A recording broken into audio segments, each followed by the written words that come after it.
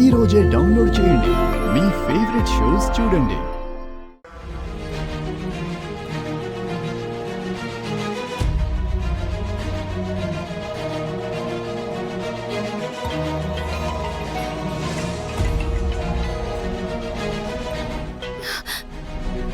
Sir Janu, I'm very sorry Janu.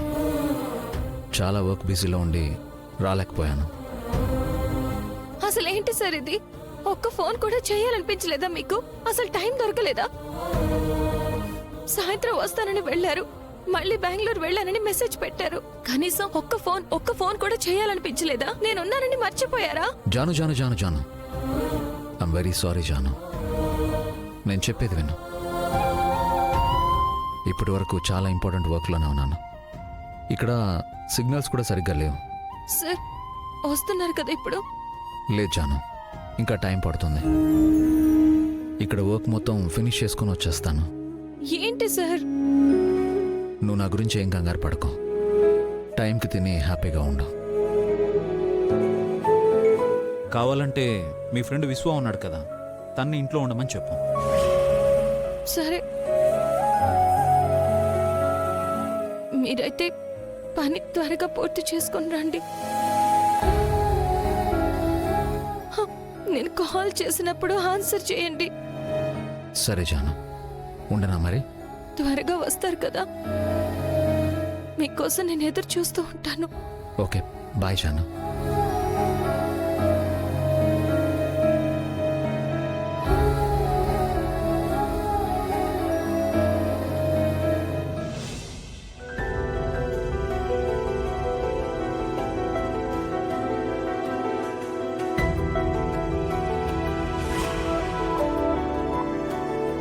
అమ్మయ్యా, ఈ పూటకి జాను రిలాక్స్ అవుతుంది.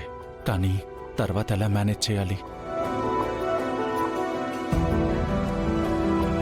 జై, నువ్వు తప్పుదారిలో వెళుతున్నావు.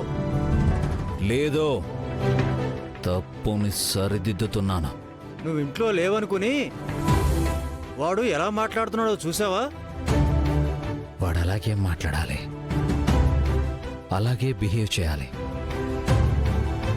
రేపు నేను ఇదంతా అడ్డు పెట్టుకుని వాడిని జానుకి దూరం చేయాలి.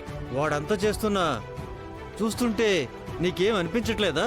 చేసేది వాడే కావచ్చు, కానీ చేయించేది నేను.